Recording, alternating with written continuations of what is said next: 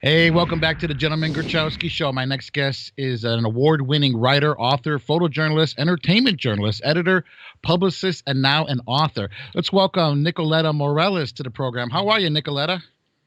Hi, Larry. So great to be here and on your show, and I'm doing great. Yeah, thank you. I appreciate it. I'm glad you found some time in your busy schedule. You've been all over the world. You've done a whole bunch of different things I'm seeing here in your bio. And I'm just excited to really, sit down and talk with you. There's just so much to talk about. I think, we're just going to limit it because you've got a lot going on. I mean, how do you find time in your busy schedule to do all these different things? You're, like I said, a writer, an author, journalist, everything. Well, thanks, Larry. I do have a lot of things under my belt, absolutely. And I think that's why COVID-19 right now gave me a little break to rest and breathe a little bit because I was overdoing a lot of things, a lot of assignments. But to sum it up, if you have the desire to do something, you always find the time. Absolutely. I always say it's a matter of choice and not a matter of time. And I was fortunate enough to have different opportunities to take interviews with a lot of A-list celebrities, cover the Oscars in 2019, 2020, and currently write my book, my memoir, My Life is a Movie You Don't Want to Miss, about my story and how it all came to be. And you tell us about that book. What made you decide to write the memoir? Because I know, you know what, your mind is probably jumping around to doing different things. What made you settle down to write one particular memoir? You're absolutely right. I mean, once you start writing the memoir, there's a lot of memories and experience that jump right onto the blank page, and you're like, what should I put in? What should I leave out? But the main idea of the memoir is resiliency and strength, especially for a woman who decides to choose herself. And I think it's a strong message that I wanted to send out with the book, that you don't need a man by your side to feel complete or love you, or as long as you love and respect yourself. But it's my journey of when I came to the United States at 15 by myself. I came from Bulgaria, and I went to a boarding school in Maine. And then my experience from changing majors to journalism, to being divorced, to being in toxic relationships, to becoming a single mother and an entertainment journalist. And it's a lot of experiences and setbacks and lessons in the book that I think will benefit a lot of people out there. Now you came here at 16 years old or 15 years old. Can you tell us about that? What's that going to be like for a teenager to come to a new world with new opportunities everywhere?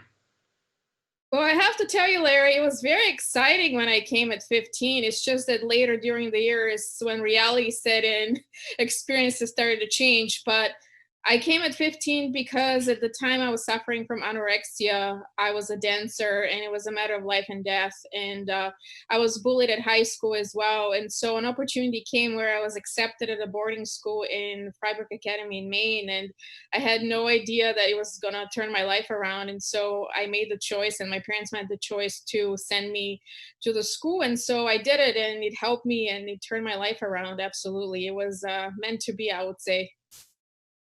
Now, in your first memoir, My Life is a Movie You Don't Want to Miss, do you talk about coming to America and the anxiety that you may have been going through?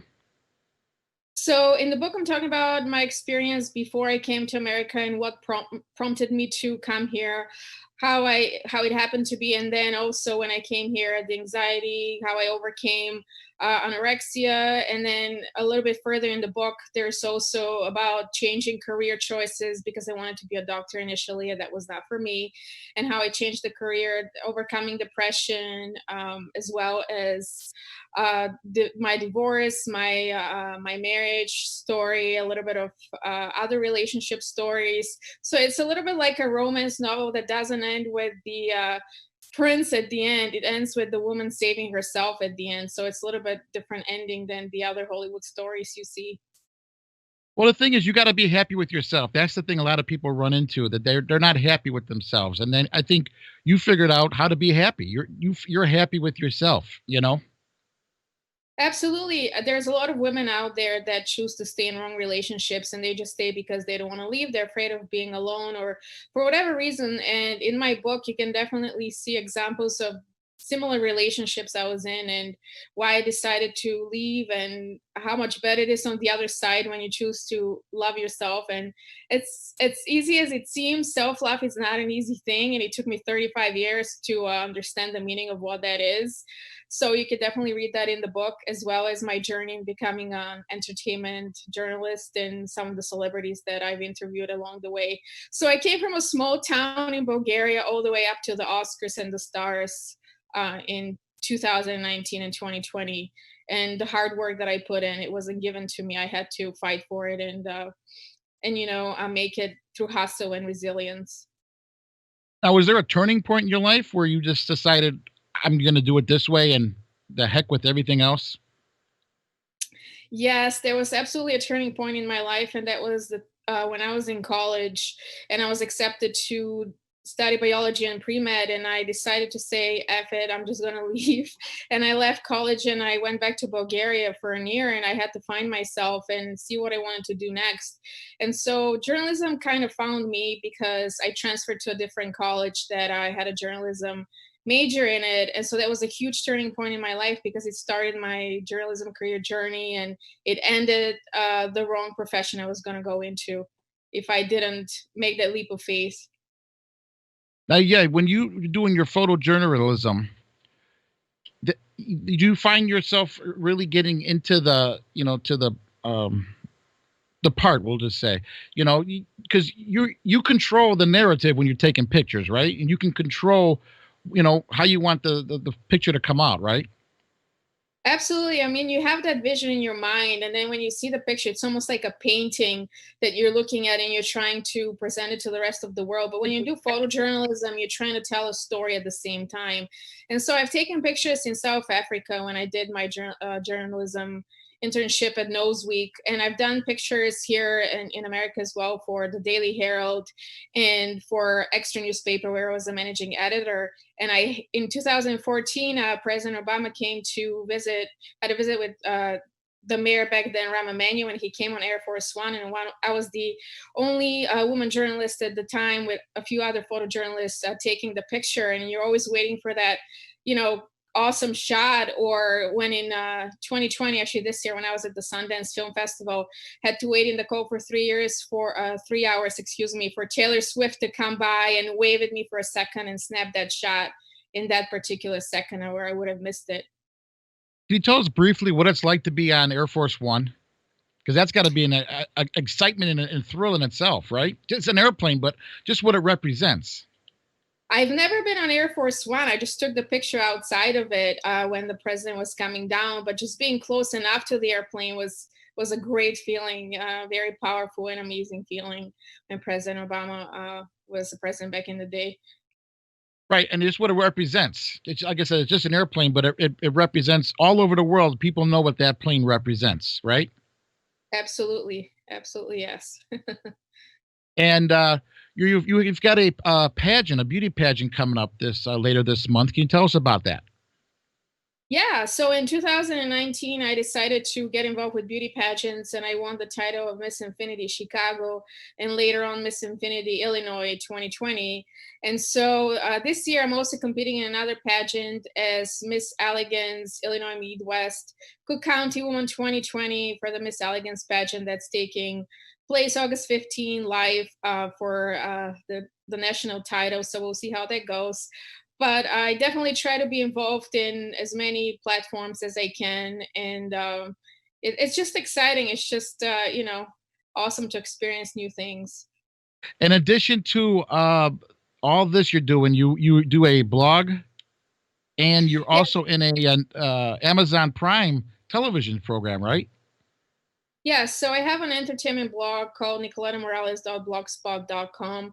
I've left the blog for a little bit, even though I won a national award last year, because I was focused on my book and other things. But in this blog, I talk about the underdog celebrities, great actors, musicians, film directors that are just trying to come out and make it, but they're not always given enough light or exposure. So it's a platform for them to speak and give their message. And then I'm also a contestant on Radical Body Transformation Season 3 that's in the process of making. It's a great show. It's going to be on Amazon Prime, and it's basically the transformation journey of weight loss and all the struggles that you go through to achieve that perfect shape. And I'm also on the film From Fat Wally to Six Pack Wally on Amazon Prime. One of the producers, Anthony Wally, is the main character in the film. It's his film, and he's the one that the documentary is about, but I'm also there as a cast member supporting him.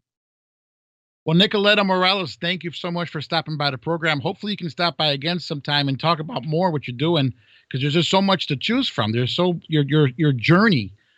This memoir is going to be a great read because of your journey. You wouldn't know that you started in another country. You had to overcome your own little, problems, your demons, and now you're happy. And that's the thing that, people don't realize, that the happiness is what life's all about, finding that happiness, right? Absolutely. And that's the message I want everyone to get out of this book. You don't need a man or a woman, for that matter, to be by your side and make you happy. It's within you, and you have to find it. And I hope everyone will enjoy my memoir when it comes out in September on Amazon and other platforms. And thanks for having me, Larry. No problem. Thank you, Nicoletta Morales. You got the Twitter account, Nicoletta Morales. You're also on Blogspot. You've got Facebook and Instagram, all by Nicoletta Morales.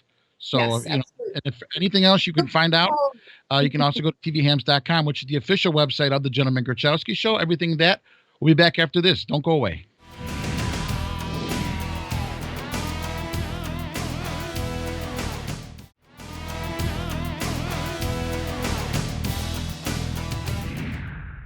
Hey, welcome back to the Gentleman Grochowski Show. My next guest is a stand-up comedian born and raised on the west side of Chicago, mother of 4 girls. It's Mabel Fleming. Welcome back, Mabel. How are you?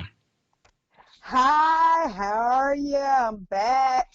It's good to have you back. 4 girls in this pandemic. Can you tell us about what that's got to be like? Because I know, I had a sister growing up, and she was a handful. I can imagine 4 of those handfuls running around. It's very entertaining because you just really get to absorb and see everything that they do. Like, I literally have 3 personalities in my body that have to deal with these 4 girls. I really need like 6, but it's main 3 personalities that deal with them, because it's always something. Not during the pandemic, like, will I ever get a break? No. Like, will she ever sleep again? No. Like, someone's always pinching and pulling on me 1, 2 o'clock in the morning, and it's just like, are y'all serious? Like, is y'all on no-dos? Do you need something to help you sleep? I'm not saying do that, y'all, you know what I'm saying? But sometimes it does help to give them a little shot of NyQuil, It'll just make them sleep a little better. Especially during this time, it's going to help their immune system, so I'm just doping up kids and trying to get West. I'm just kidding. I do not dope up my kids, y'all. Well, just so you know, Mabel is a stand-up comedian, so this may be some of her future stand-up comedy routine. You're right here. Now, you said 3. You got a bunch of people. You got a bunch of people in the household. Nobody could leave the house at one time. What advice can you give to somebody that maybe someone gave to you, or just to handle all this? This is actually a time where families get together. When you didn't have that time to spend with your kids because you was doing that hustle and bustle. And it's going to get to a point where we are going to be back to our old lives. It's just going to take some time. So right now, while you are in the house with your kids and you are having this alone time with yourself, take this time to get to know yourself. Take this time to get to know more about your kids and do things with your kids, because I'm a very active mother. But since being in the pandemic, I've learned even more about my kids. Like, whoa, like, you really like Gordon Ramsay like that? Like, for real, for real? Like, we can watch Top Chef and all that together. You know, you learn more about each other during this time. So Right. my advice is just, you know, absorb this because it's not going to be forever. You know, like our Right. parents always say, our kids blink in 1 second, then they're grown. You know, we're going to blink and all this is going to be over and we're going to be right back to that hustle and bustle brand and take this time and rest, you know, chill, you know, I listen I to know my what you're weed going. blogs, you know. Now let's take a little time to get to know Mabel Fleming here. Now, you started improvising at the McCaw Theater. It was back in 2016, and you've been in several different improv groups. Can you tell us about that? hmm Oh, wow. My first improv group was, yes, at McKay Arts. That was 1439 West Jarvis off Sheridan. I actually wanted to just be a stand-up comedian, and I met Anton McKay. That's his place. And he was like, no, you have to do improv before you do stand-up. And I'm like, what? I'm like, but I don't want to do that. And when I actually got into improv, I loved it. I I really enjoy improv more than I do stand-up. I started out with a group of, it was me and four girls, and our names was Donut with Holes. And then we had another group called Donuts Have Holes Too. And it was four women and one guy. And then I came into another group. It was like a group of like, oh God, 10 of us called the Napa Valley Hooligans. Oh, And geez.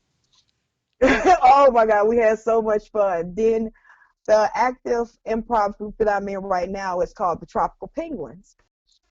And, you know, of course, we can't improv, but when we were, you know, at the Crowd Theater at 10 o'clock at night, you know, doing different improv shows, you know, going to the elderly homes and doing shows. So we was really out there, and I enjoy it because you get to interact with different people, and you also get to be anything you want to be.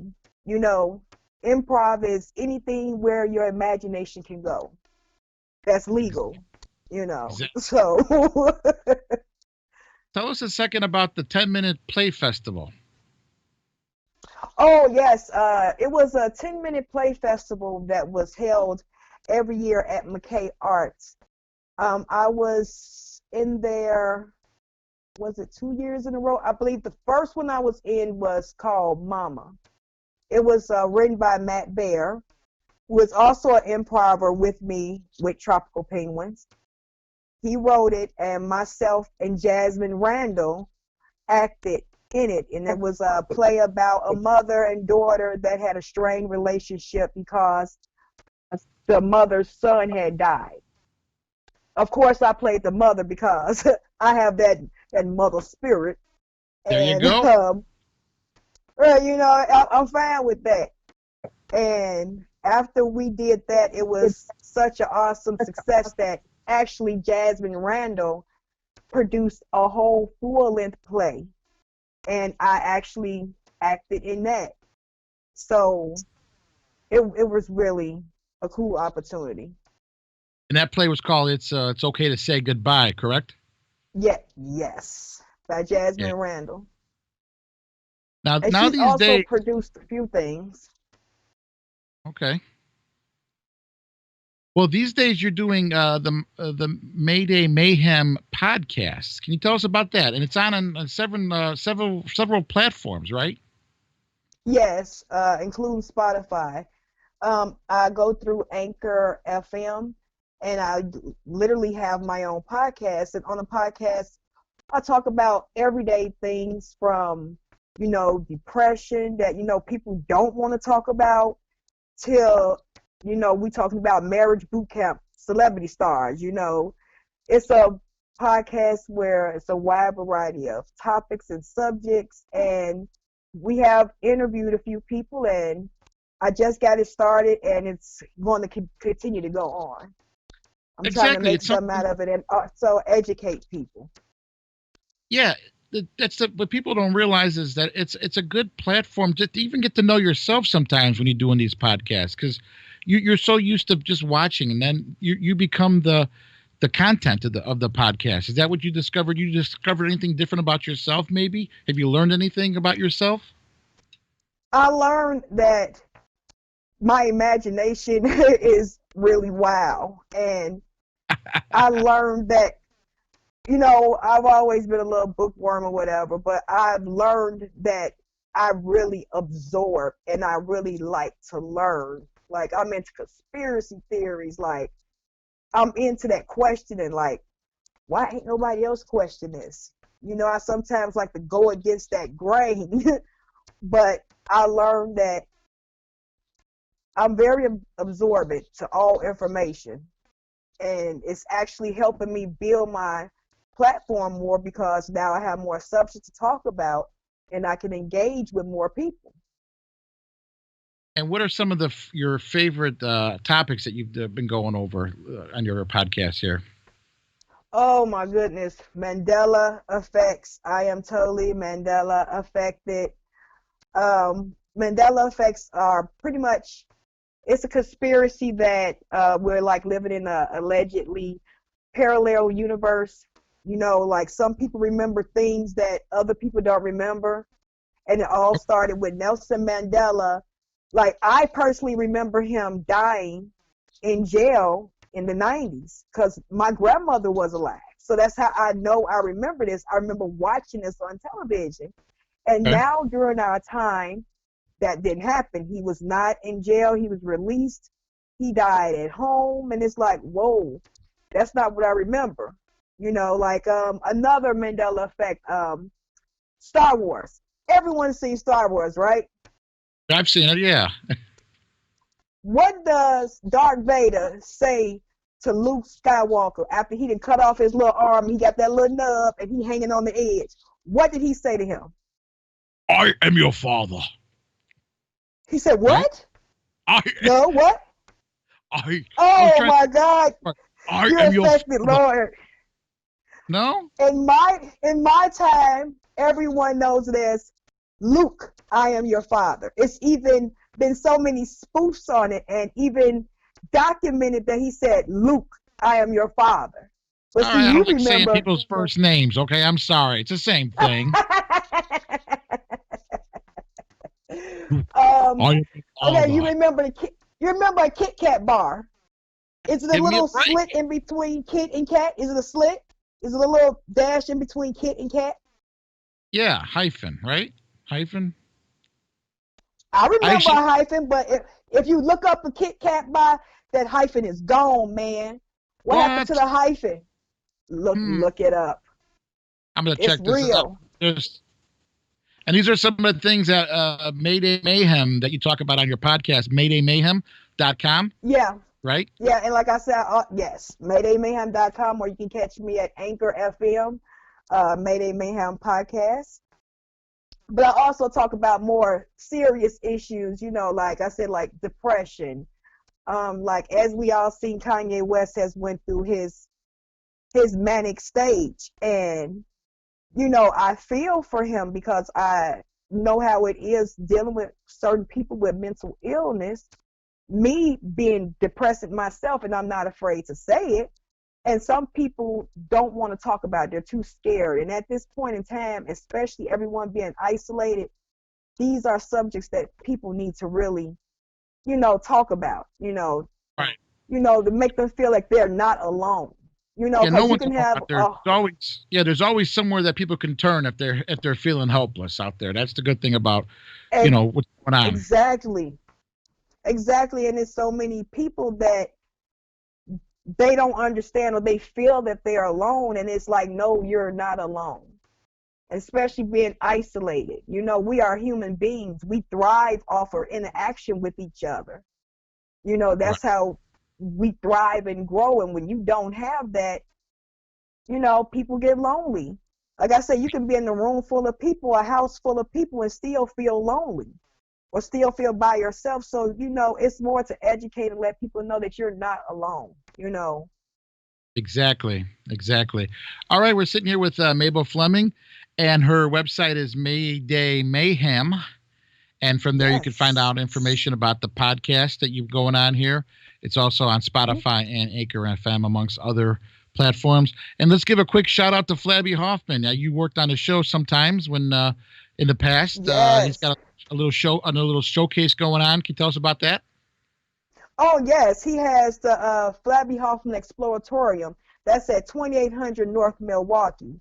That's a perfect little store. You looking for little knickknacks. Like, I literally brought a world that's shaped like a square. Like, it's so cute. It's a little miniature golf course in there.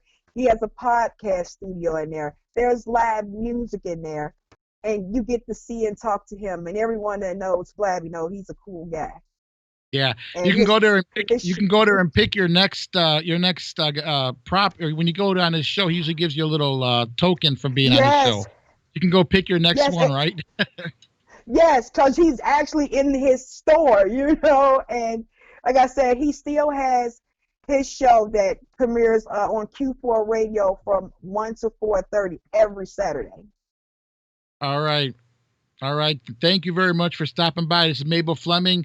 Mayday Mayhem is the website. You check out the podcast, and you can see what talk about the Mandela.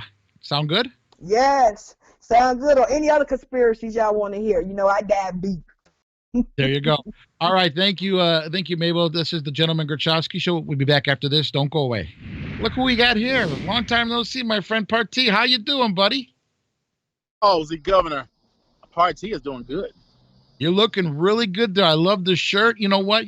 Tell us about your weight loss, because I know you've been doing a great journey, and you definitely hit the ground running. I know. Yeah, what I did was basically, my trainer, thank Laura for helping. Her name is Laura. She helped me out.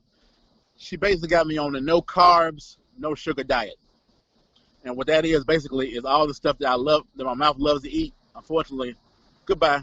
No more rice, pasta, no dairy products. What else I couldn't eat? And also, no tacos. And what I really like to eat, no pizza. Oh my goodness, too bad, Partee. But you know what? You definitely are looking great. I can say that, great. Larry, a broken clock is only right 2 times a day, but Partee time is right 24/7, baby. All right. This is the Gentleman Grochowski Show. Thanks for watching. We'll be back next week.